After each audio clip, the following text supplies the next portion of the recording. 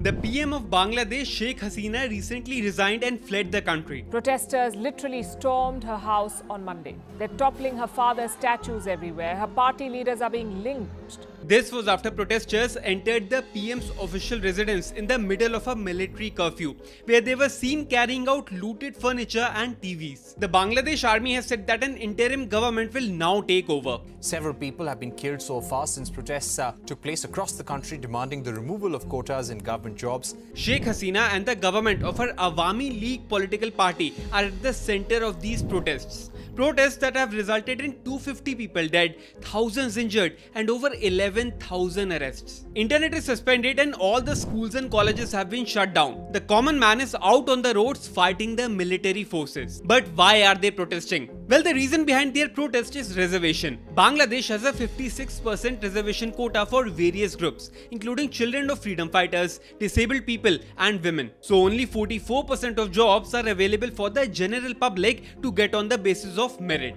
Now, interestingly, Sheikh Hasina had already scrapped this quota in 2018, but it was reinstated by the High Court about 2 months ago on 5th June. So if Sheikh Hasina already agreed to scrap this reservation quota, why were people still protesting against her? What is the actual, true reason behind all these protests in Bangladesh? To understand the reason for this conflict, we will go into the history of Bangladesh. Before 1947, India, Pakistan and Bangladesh were all part of the British Raj. After partition, the British Raj was divided into two countries, India and Pakistan. So there was no Bangladesh back then.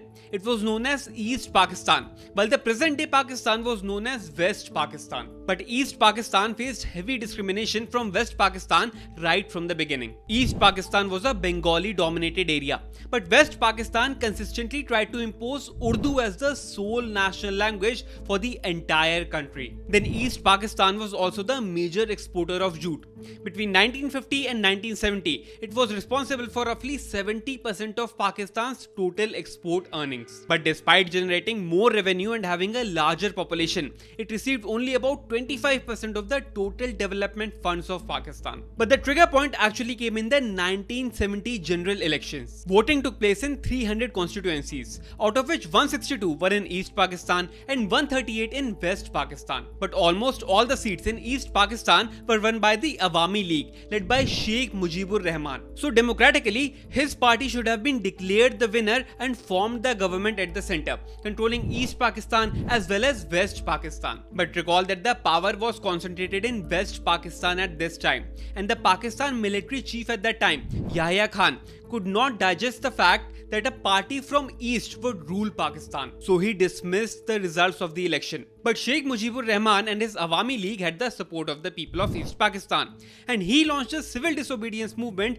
with a demand for independence, and thus started one of the worst genocides in the history of the Indian subcontinent. West Pakistan unleashed its entire military might on East Pakistan. Estimates say that between 3 lakh to 30 lakh people lost their lives, while 2 lakh to 4 lakh women faced physical assault. Sheikh Mujibur Rahman was also arrested, and this was when India also stepped up to help its neighbor and stop the genocide in 1971. The Indira Gandhi government declared war on Pakistan. Pakistan was eventually defeated, and the newly liberated country was called Bangladesh. And this was where the seeds of the present-day protest were sown. See, after the war ended in 1971, the government decided to introduce a 30% reservation quota for freedom fighters in government jobs. And this made sense, right?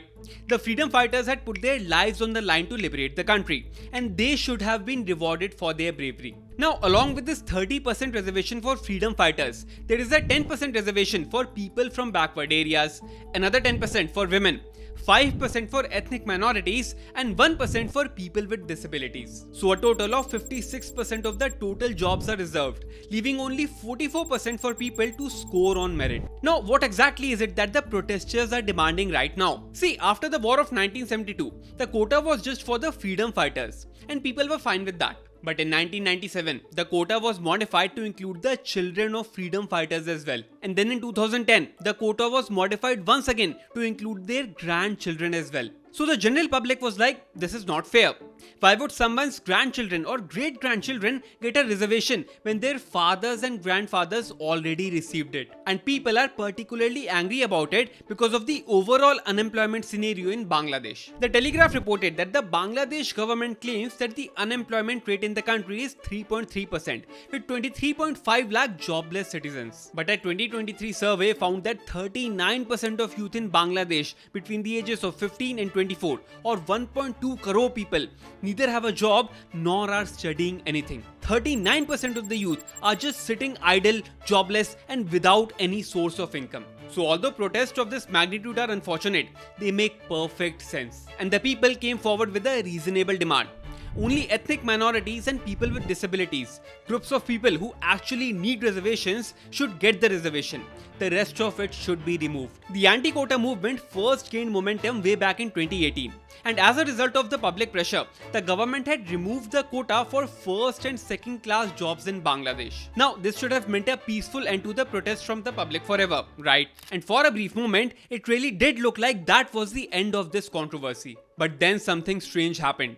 Something that neither the government nor the general public was expecting. In 2021, a few descendants of freedom fighters gathered and filed a petition in the High Court. They challenged the government's decision to remove the reservation quota. And on 5th June 2024, the court passed a verdict that would result in one of the most violent protests since Bangladesh was formed. The court said that it was illegal for the government to remove this quota. The court was bringing back the same old 56% reservation for all government jobs in the country. And this was when the protest erupted once again. Earlier it was just students, then they were joined by their teachers, and then the movement gathered support from the opposition parties as well. But then the government appealed against the High Court's order in the Supreme Court, and looking at the nationwide unrest, the Supreme Court passed a verdict on 21st July dismissing the order of the High Court, increasing recruitment to government jobs based on merit to 93%. So now that the reservation quota was removed, the protest should have stopped, right? But the protest became even more violent, eventually leading to the resignation of the Prime Minister. So why was that, even though she was trying to remove the quota herself? See, that is because in this seemingly patriotic reservation quota, there is a dark side of corruption as well. For the last 15 years, Bangladesh has been ruled by the Awami League party led by PM Sheikh Hasina, the same party responsible for liberating Bangladesh from Pakistan. Sheikh Hasina is the daughter of Sheikh Mujibur Rahman, who liberated Bangladesh. And she took oath as the PM for her 4th term in January 2024, in elections that were boycotted by the opposition entirely, saying they were rigged. Now, while all freedom fighters and their children and grandchildren get a 30% reservation, it is the government that decides the definition of a freedom fighter. It was the government who issued a list of freedom fighters who could benefit from this reservation. And the protesters say that this list benefits the associates of the ruling Awami League party disproportionately. And then, it was the way in which Sheikh Hasina handled the protesters. Instead of empathizing with them, she backed her move to give reservations to freedom fighters, while comparing the protesters with traitors and terrorists. She blamed the opposition party for instigating the protests, and wanted even stricter military action to suppress the protests. So once the Supreme Court finally scrapped the quota on 21st July, the anti-discrimination students movement, a powerful group leading the protests, demanded that now the sole demand of the protests was the resignation of Sheikh Hasina altogether. They wanted her to be punished for her management of the protest and crisis. It also seemed like the only way the opposition parties could get rid of Hasina's 15 years of continuous rule. And this was why the protesters stormed the PM's residence, why she eventually resigned, and why she fled to India in fear of her life. Now, why should Indians sitting comfortably in India care about this? See, Bangladesh is one of India's largest trade partners in Asia. India earned a trade surplus of $9.2 billion with Bangladesh last year. Similar to what happened when the leadership in Maldives changed and suddenly became anti-India. Any new leadership with anti-India potential could hurt these ties and bring Bangladesh closer to China, threatening the stability in the region that has been established by years of diplomatic relations between India and Sheikh Hasina-led Bangladesh. So New Delhi will keep a close eye on what happens next in Bangladesh. I post interesting stuff on LinkedIn and Instagram, so go ahead and follow me there on the link in the description. And don't forget to hit the subscribe button if you made it this far. Until I see you in the next video, goodbye.